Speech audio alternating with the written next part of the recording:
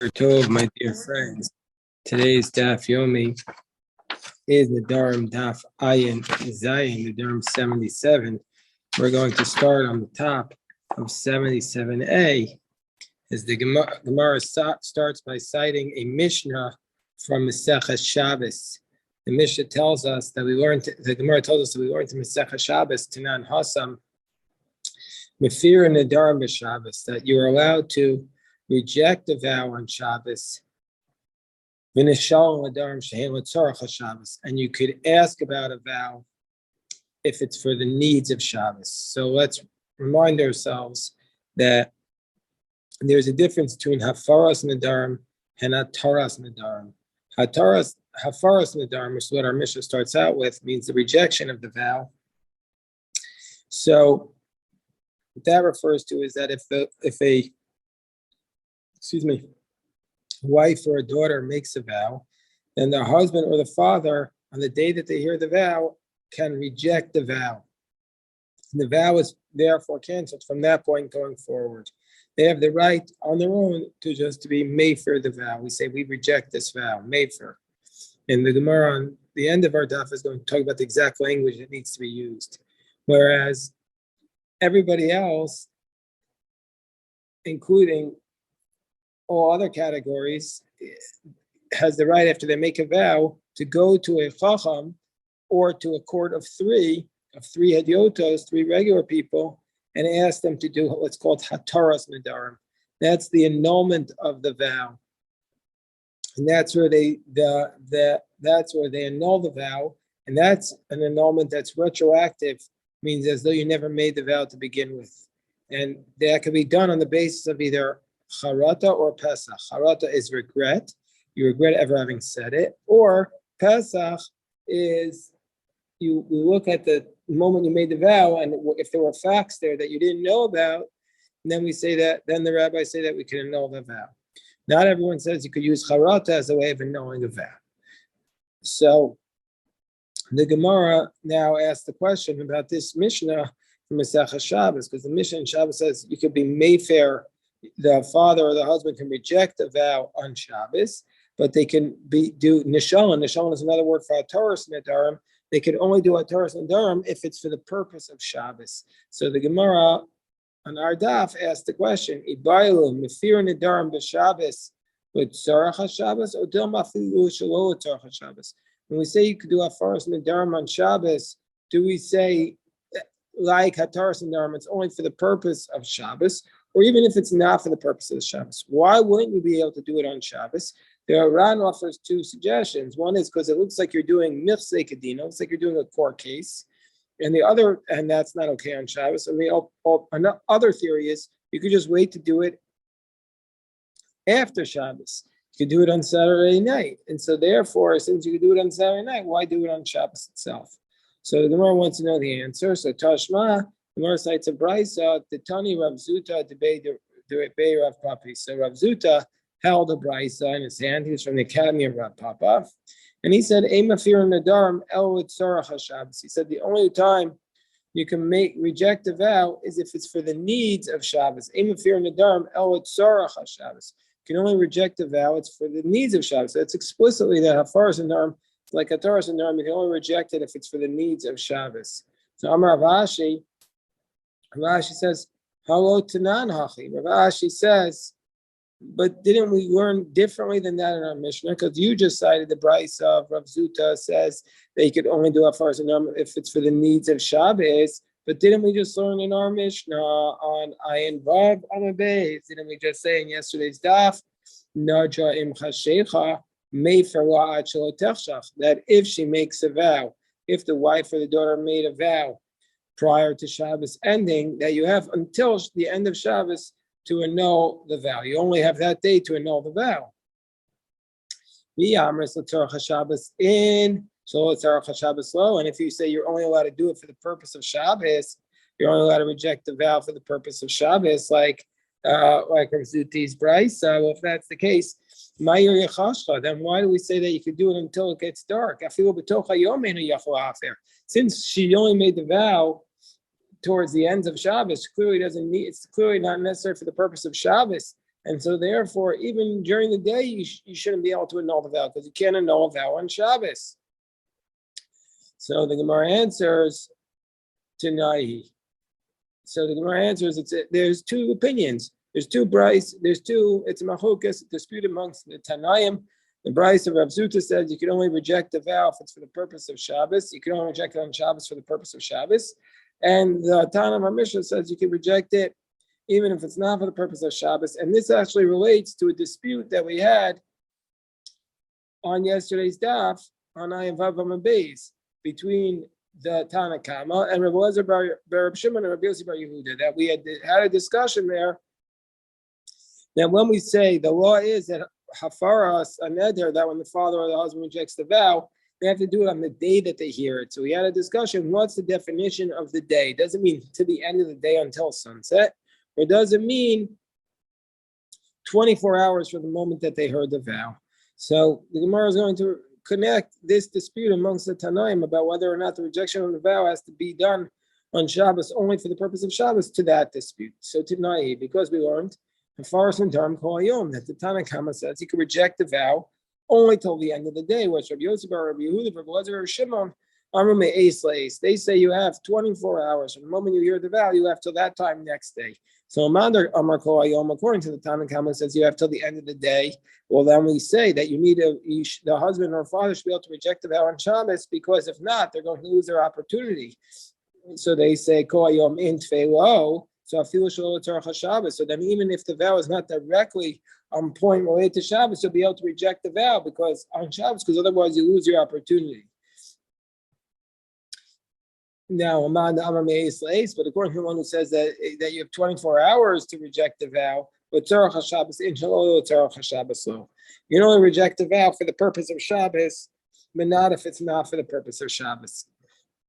Because you could always reject it after Shabbos, because you have 24 hours from the time the vow was made. So now the Gemara raises the point, what we had said in the Mishnah in Shabbos, Mishal and Nedarim, Shein Tzarach Shabbos. And when you could do a Taras Nedarim on Shabbos, you could do it to go to the Chacham or the three sages to annul your vow on Shabbos, that only if it's for the purpose of Shabbos. So the Gemara asks the question, when we allow you to do a Taras Nedarim on Shabbos, is this is this the case only when they didn't have time to annul the vow? They didn't have time to go to the Chacham before Shabbos and annul the vow. Or even if they had time. The Gemara says, Tashma is dakiku Rabbanan U'breid Rav Zuta. So the Gemara says that, let's bring a proof from the following brisa, that the source states, well, it's not a brisa, it's just a incident. I don't know if it's a brisa.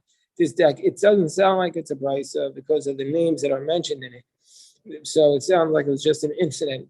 There's that Kikue Rabbanan Braid Rav Zutra, Braid Rav Zeira, that the Rabbanan were dealing with a vow, to annul a vow that was made by the son of Rav Zutra, the son of Rav Zeiri, Afilu ben Nedarim Shayom Panad bin Mo'yom.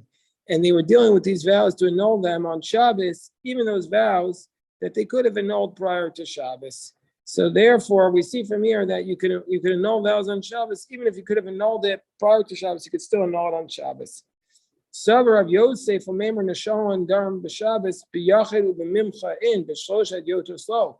So Rav Yosef said, okay, now when we allow you to annul the vows on Shabbos, that's only if it would be a single person who's an expert, but not a court of three, because the court of three, it looks like you're doing a court case, and so therefore you can't annul the vows on Shabbos. So Amarei Abai says, no, we don't agree with that. Abai says to his Rebbe, he's arguing with his Rebbe here. He says, keeping the sviro on afilu me'umad, since we allow the annulment of the vows to be done even while you're standing. Normally, a court case has to be done while sitting down.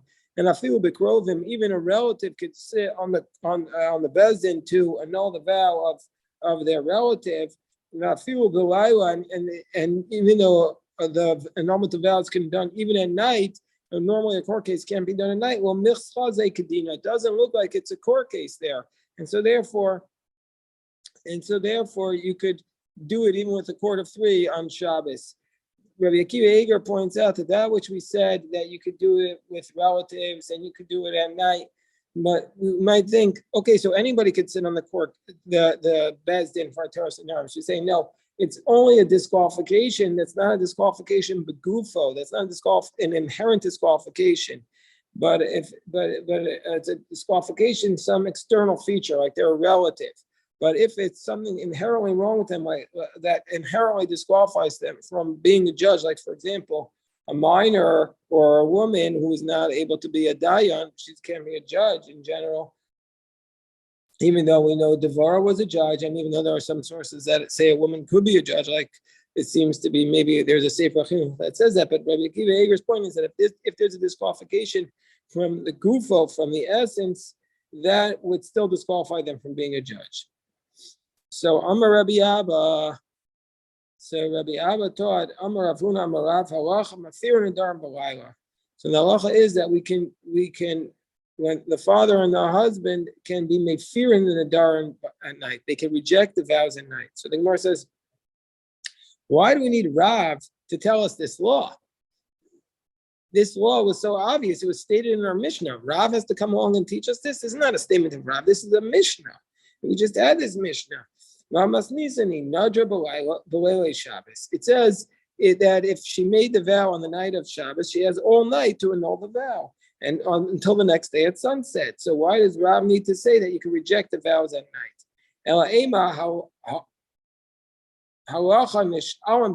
So no, what Rav said was not that you could be made for the vows at night, but that you could be matir the vows, that you could go to the Chacham to ask them to annul your vow even at night. So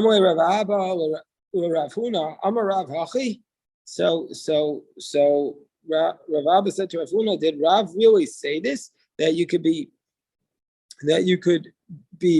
matir the vows at night? He said, Amarle ishtik. He said he was quiet. It implies that they said it in front of him and he didn't say anything, which means he didn't object, which means he agrees with it. I'm afraid to drink my coffee because every time we put this on YouTube, the picture is me drinking my coffee. YouTube, when they put the picture, their artificial intelligence takes an action shot. So maybe I have to use some action shots so that it's not always me drinking the coffee. Anyway, so they said that he was quiet. So Rav Abba said back to Rav Huna, Amalei ishtika amris or shasi amris. You mean he was actually? So there's different gears here, different version. The simplest one is, was he actually quiet in agreement, or was he drinking at the time? Was he drinking his coffee, and that's why he didn't say anything?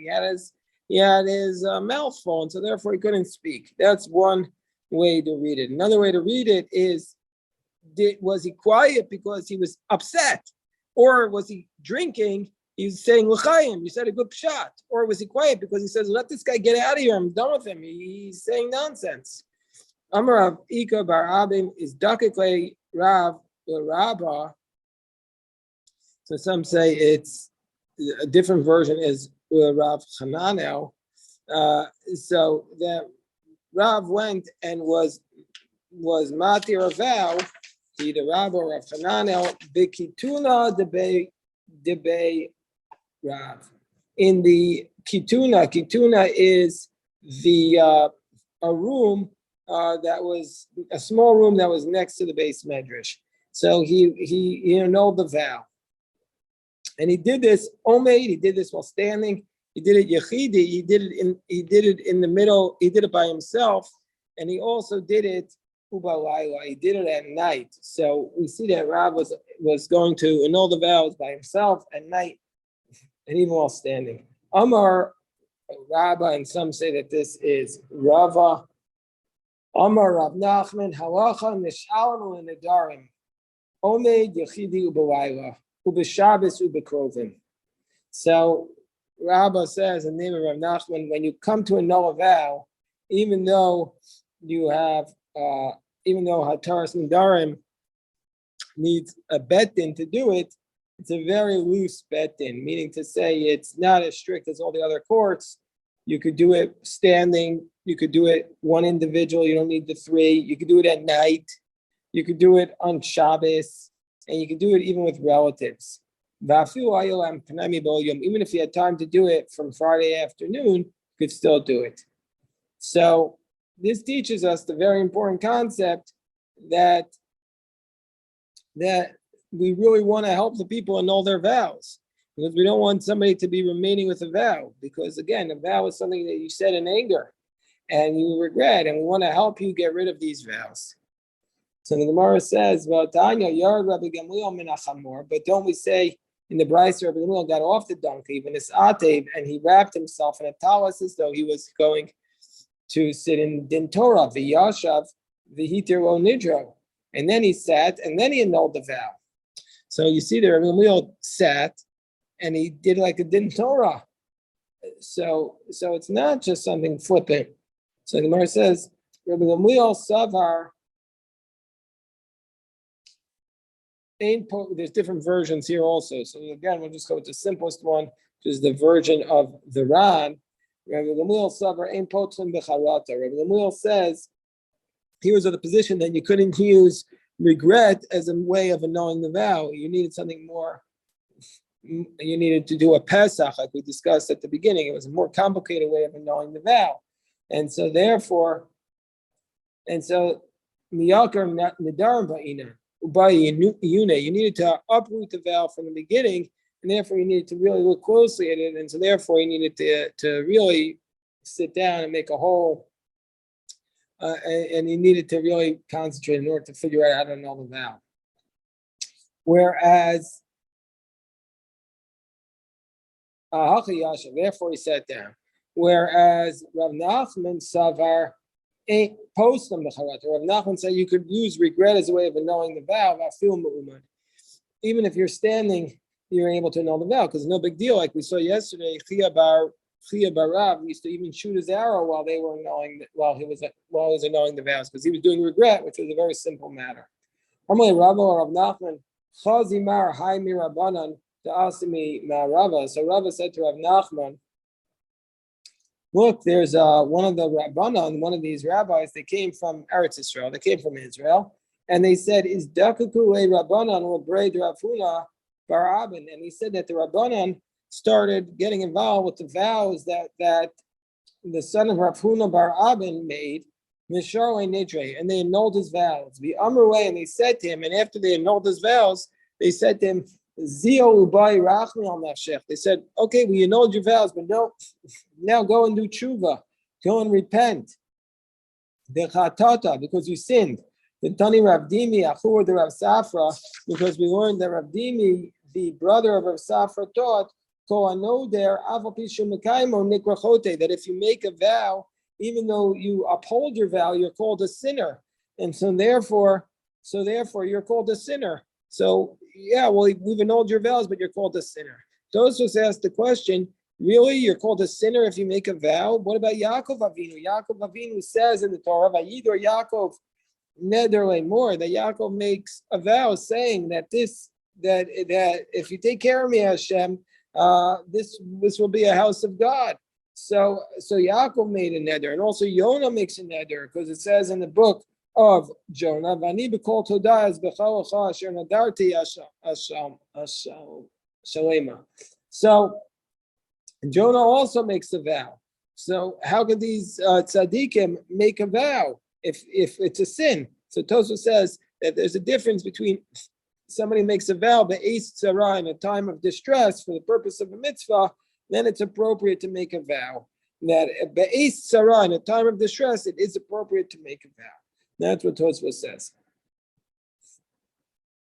So the Gemara says, Amar Rav Zvid Maikra. What's the source for this verse? What's a verse that's a source for this concept that whoever makes a vow in a time of distress is called a sinner? Because it says in the pasuk that if you cease to vow, there will not be a sin upon you. So we see from here that if you don't cease to vow, meaning if you continue to make vows, there is a need, a sin upon you. Tanya, the Brisa says, let's say, so now we're going to get into the lashon, the language of the vows the language of the vow. What do you use to make rejection of a vow? Omer Leishto, Kol Nedarim Shetaduri, any vows that Kol Nedarim Shetaduri, Efshi Shetaduri, all the vows that you made, I don't want them. Ein Zeh, or if a person says Ein Zeh Neder, or if a person says this is not a vow, Lo Amar Kum, that's nothing. He hasn't rejected the vows, because since we went in the Brisa that you have to be explicit with rejection of a vow, so therefore he needs to be a very clear rejection. And so if he just says, I don't want them, or if he says this is not a vow, he hasn't said enough. He has to literally reject it. But if he says, Yafa Asisa, Ve'en Kamoscha, or if he says you've done a good vow, you made a good vow, or there's no wife like you, and if you didn't make the vow, then if you didn't make the vow, I would do it. Then it is indeed a valid vow. So the Brisa tells, the Ran tells us a slightly different version, that the person said, any vows that you will make, I don't want them. Then he's not a vow. But if you say any vows, but if he says you did do something good, then it's upheld. So that's the Ran's version. Now we continue. A person can't say to his wife on Shabbos, or a person shouldn't say to his if he's rejecting his wife's vows on Shabbos, he shouldn't say, I reject your vows, I nullify your vows. He shouldn't say it in the normal manner in which he says it during the week. He should say to her, Tili v'achli, take it and eat. Tili v'shasi, take your food and drink. V'neder batal me'alav, and the vow is nullified on its own. The reason is, says the Ran, time at the Milsa, the Kivin the Efshar Shanuye Mishaniner, because we want to change. When we speak on Shabbos, we should speak in a different manner. We don't want to speak in the normal way we speak on Shabbos. We don't want to speak on Shabbos in the way we normally speak during the week. For this reason, we speak differently on Shabbos. We want to speak in a different manner. Amar Rabbi Yochanan, in addition to using this language, says Rabbi Yochanan, you also in your mind, you need to say that this neder that you're rejecting is nullified. Tanya, Beishamai Amar, Beishabbos Mevata Belibo, Bechol Motzi B'Svasa. Beishabbos says that on Shabbos you have to nullify it in your mind, but during the week you must enunciate the words in order to nullify them. Mesil says in both cases you need to nullify it in your mind, and you don't need to verbalize it. So Beis Shammai is saying that on Shabbos you don't need to verbalize it, but during the week you need to verbalize it. Beis Shammai is saying on Shabbos you just have to affirm it in your mind, whereas Mesil is saying in neither case you have to affirm it. It's enough to just, and you have to verbalize it. It's enough just to affirm it. So says Rabbi Yochanan, Chacham she'amar b'lashon baal, baal she'amar b'lashon chacham will amar klum. Rabbi Yochanan says if a husband who is rejecting the vows, if he uses the language of the court of the betin, he hasn't, which does hataras nedarim, it's not sufficient. He has to use hafaras nedarim, and the court, which uses the language of the husband, the court has to do hataras nedarim. So if they use hafaras nedarim, it's insufficient. So let me stop the recording here.